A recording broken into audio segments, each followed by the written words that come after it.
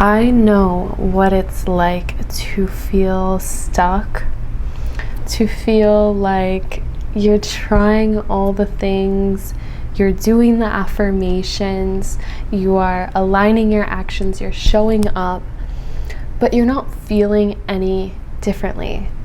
You're not seeing the actual results of your manifestations coming into your life.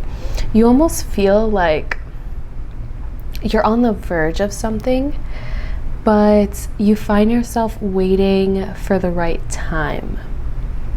This is a huge mistake. So often we get caught up in waiting for the right time that we keep self-sabotaging the amazing opportunities that we clearly have right in front of us. So when you have a desire, for example, you are looking for love, you are looking to expand your relationship in some way, or you're looking to call in more financial abundance, maybe through your current job or through a new source of income, you want to be able to get started, right? You want to be able to start doing your affirmations, start programming in that new identity and that new subconscious programming that I tell you about in the programs. And you want to be able to use that and use those tools to sort of shift your mindset. But at the same time, when you're aligning your actions, stop waiting for the right time. So the biggest mistake I see a lot of my clients making, and a lot of you that reach out to me with questions and certain scenarios that you're going through and asking for advice, you're literally already on the right track. Like, it's so funny because you know exactly what you need to do. You can do the thing, but you are so busy being stressed about what should you do, how should you do it, when should you do it, when is the right time, oh no, it's not the right time yet, I'm not ready yet. The amount of times I hear, I'm not ready yet, oh my God, I want to cry. I want to cry because it's so sad. Like, you will never be ready. I'm sorry, babe, but there will never be a moment where everything is lined up perfectly, your self-esteem is lined up perfectly, you feel confident, you don't have a fear of being seen, you don't have any insecurities about it, everything is healed, healthy, ready to go. Like, this perfect moment that you're waiting for, it doesn't exist. It does not exist. Even when you are in that new manifestation of that new relationship or that new level of income, you're not going to feel any differently. And this is where the real inner work comes in, and the real, what I like to call divine personal growth, is being able to energetically shift your perspective and live your life as if you already had what you wanted. So this doesn't mean that you are pretending. This doesn't mean that you are being delusional. This simply means that you're not constantly just waiting for something.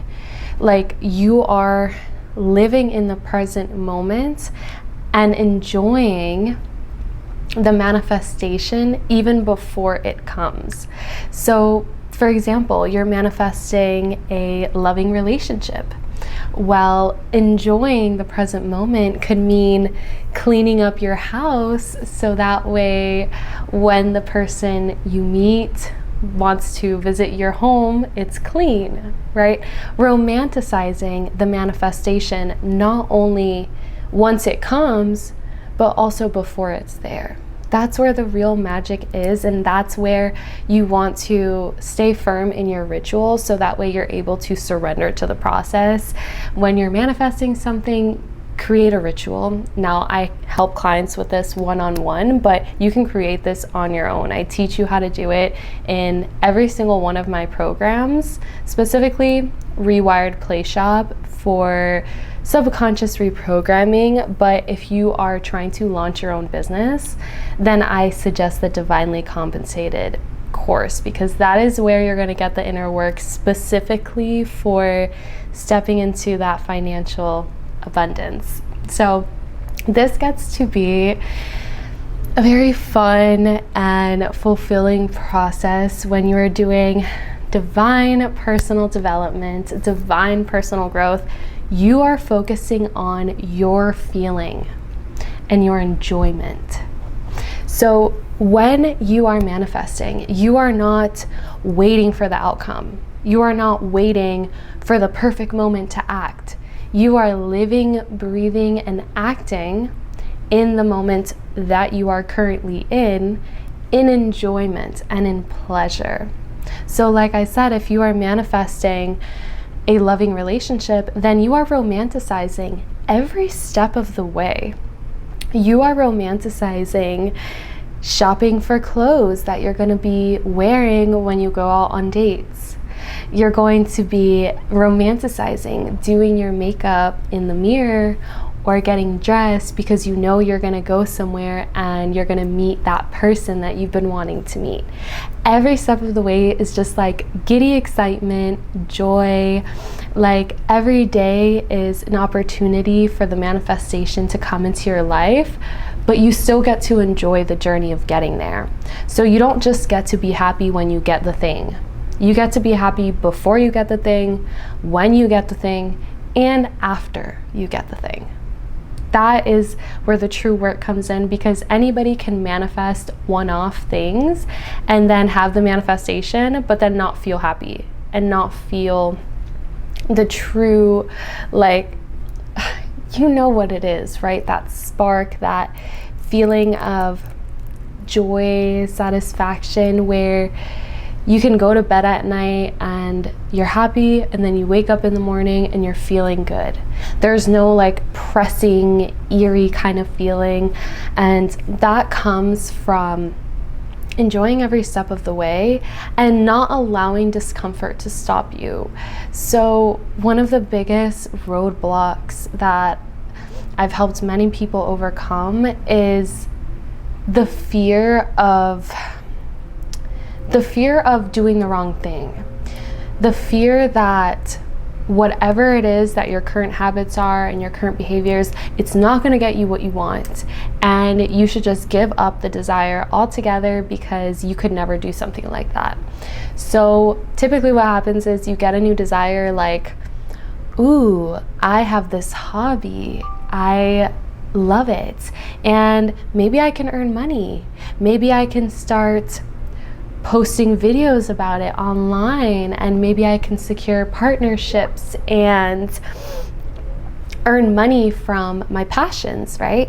Which is what I teach in the Divinely Compensated course. So if you're in there, then you already know what I'm talking about. But let's say you're manifesting that. The biggest roadblock that I see is not knowing what to do, not knowing what kind of content, how to create the content, when to create the content, not knowing what niche to go into, what platform to use, how to make that into a business. You're overcomplicating everything and you're overthinking everything, and it's like, then you don't even want to do the thing. This is one of the biggest manifesting killers is the fear of like not knowing the right way and overthinking, just allowing your thoughts to take over the narrative to something that started off as like you having a desire, you having something you want to pursue, and now it's turned itself into an area of stress. So this is something called transmutation, and it can work in your favor if you know how to use it, but it can also ruin your life if you don't know how to use it. And I say that kind of jokingly, but a little bit serious, because think about it like this. So you're having a thought, right? Let's say you are looking on your phone and you're scrolling on Instagram and you see somebody like teaching yoga, and you see somebody doing like a yoga thing, and you're like, oh man, like that looks so cool, right? Something about it just like catches your interest. You look at it, you feel the vibe, you see that frequency, and you're like, oh man, like, what if I was a yoga teacher? What if I was teaching these transformational yoga classes, and like I could do all these flexible things? Like, ooh, that would be so fun. You have that thought that comes in, and initially it's like an interesting thought, right? And then all of a sudden, your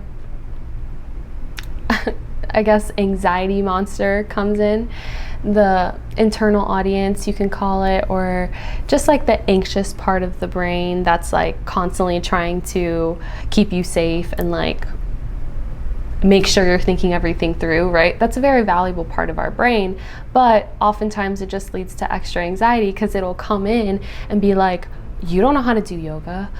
It'll take you so long to learn how to do yoga. What do you know about yoga? Why would anyone want to learn yoga from you? You don't have any followers on Instagram. Why would anyone follow you for this? People are just gonna be annoyed. Like, do you even want to do this? Like, it's gonna take forever. Like, blah, blah, blah, blah. So at this point, something that was like very positive and fun has now turned into a negative experience, because now you were simply thinking about something you wanted, and now all of a sudden you've been bombarded with all of the reasons and all the limitations as to why you can't do it and you're not good enough. And this is the number one thing that keeps people stuck, is because they're just thinking about all the reasons why they can't do something, instead of just accepting the limitations and saying, you know what, you're right, I don't know how to do yoga. I'm not a yoga teacher. I don't have a yoga teacher audience. Like, I don't have any idea where I would teach yoga, or how I would learn it, or how long it's going to take, or if I'm going to be any good at it. I don't know. But I have a desire, and I'm going to do it. And I'll figure it out along the way. When you're able to adopt that kind of growth mindset and not take it as like a personal betrayal that you can't do something, right? Like, accept it, accept the limitations, embrace it, because that makes it fun. At this point, like, do you know how fun it is when I find things that I'm not good at? Like, I'm not saying I'm good at everything, but I've gotten to the point where my main interest, like, I've gotten pretty good at it, right? Like, for example, yoga. I love yoga. I'm not a certified yoga teacher, but I love taking yoga classes, right? And when I first started, I was not flexible. A lot of the poses like were really hard. I couldn't do it. My form just looked really bad. Now I can literally do a split. Like, I could not do a split. I could not do it, like, not even close. And now I can do a full split on both legs, on both sides. So I'm not telling you this to brag. I'm telling you this to show you that, like, for me, that was so fun. Learning and practicing and getting my body to be able to do a split, like, that was so fun, right? If I was born able to just do a split, it wouldn't be so fun anymore. I'd be like, okay, yeah, whatever, who cares? Like, who cares about a split? But it's the process of learning to do something or learning to change something, that's what is like, makes it so fun, okay? So when you have these limiting beliefs come up, welcome them, because it's showing you places where you can grow, right? But the biggest mistake you can make is allow those limiting beliefs to stop you. They're not here to stop you. They're not here to tear you down. They're here to guide you and take you in a direction where you could actually succeed, right? Because imagine this, if we didn't have any limiting beliefs, if no thoughts came up, we would just like jump off a building. Like, if our brain wasn't telling us, oh, you don't have wings, you cannot fly, we would just be like, oh, yeah, I can fly. I'm gonna jump off this building and fly, right? Like, we would not be doing well as a human species. We'd probably be extinct by now. So the fact that we have fear and limiting beliefs come up, that's a protective mechanism, right? But you have the power to override it. Just because it hurts, just because it feels uncomfortable, doesn't mean you can't do it. It just means that it's your brain's protective mechanism saying, hey, like, you can't do that. and you have to be like, it's fine, like, don't worry, I'll learn how to do it, right? Like, you'll figure it out. So just start, just do the thing, and I guarantee you, any action you take, if you take an action over a consistent period of time, you're going to see results, right?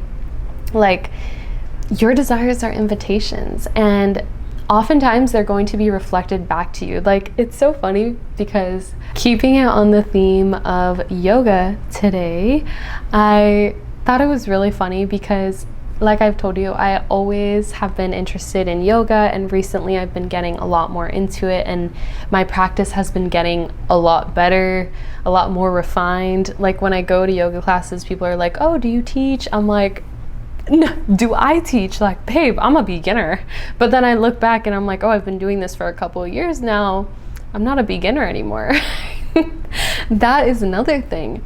As you grow, we will often become blind to our own growth. So we'll be putting in effort and we're like doing the work, and then we don't notice how much we've grown. I know for me, this is the case with social media and like my coaching business, because I've just been working, doing the thing, day-to-day life, focusing, and then next thing you know, I'm like, oh wow, like that's 3 times the amount that I made last month. Holy crap. Or, you know, that's way more people than I was working with 3 months ago, 6 months ago. Like, it's amazing, right? And I'm just feeling so much better about the content as well. Like, what a video I would post, let's say 6 months ago, it would take several days to just get 100 views. Now it'll get 100 views that same day, or within a couple of hours if it's a good video, or within a couple of minutes if it's a really good video. So your efforts are going to compound, but oftentimes you won't see the results right away. But then when you start to see the results, you start to see a lot of results, and you're like, oh my gosh. So for me, it felt like it was very stagnant. Like, I didn't see the growth in the moment, and I'm just now like seeing the growth. It's so funny. Same thing with my yoga practice. And also, like, another thing with that is that when you are surrendered into the divine, whatever you want to call it, I just call it the divine because I like the energy behind that word, but really it's about staying true to yourself and your values and your desires. But when you are surrendered to that energy and you allow yourself to think differently and act differently, it's really such an amazing feeling. It feels so good. And so desires will come up that you are not expecting. Like, random stuff will start to come up that you're like, are you kidding me? That's where this is leading me? Like, that's crazy. It's crazy where the world goes. But it's so funny because, again, on the theme of yoga, I feel like that's something that keeps coming up for me. And I don't know where this desire is going, but I'm almost at the point where I want to get my yoga certification just so I can deepen my yoga practice. And I've gotten a few requests for like teaching yoga, because some people that have seen me practice yoga are like, oh my gosh, wow, you're so good, like, can you teach me? And I've always traditionally said no, because I'm not certified. I don't have like a certification. I've just learned through practicing on my own, right? Which maybe that's a limiting belief. Maybe I don't need a certification, but if I wanted to work at like a studio, I would need a certification. But then I'm not the type of girl that works as an employee. So I don't know where that's gonna go, but I keep getting that desire. Like, I think I just got a comment. It was like, oh, are you a yoga teacher? This and that. Like, I keep getting that specific question, and I don't know. Maybe it's something I'll explore. And I love teaching people anything to do with personal growth, and yoga has been a part of my journey as well. So if I decide to get that certification and incorporate that into my teachings, then who knows, maybe I will be posting yoga content, or maybe I'll be launching a 30-day yoga course. Of course, let me know if that's even something you'd be interested in, and like, do you guys even like yoga? I love yoga. I love yoga. I love Pilates. I love, you know, the bar workouts. I love all kinds of interesting stuff, and anything outside, anything fitness, but you never know how things are gonna go, and the desires that are gonna be brought up to you. It's so common to like have a desire and then the next day your friend mentions something about it. Like, that is your inner guide. That is the universe. That is God. Like, that is literally the divine communicating to you and affirming to you that what you're thinking, what you're desiring, that's it. Like, go for it, do it, right? Like, the people that come into your life are not random. You seeing this video, it's not random. Trust the signs around you, babe. Like, do the thing and allow yourself to enjoy the process, because that is where the magic is. Okay, I hope this video helped you. I love you, and I'll see you in the next one. Bye. Mwah.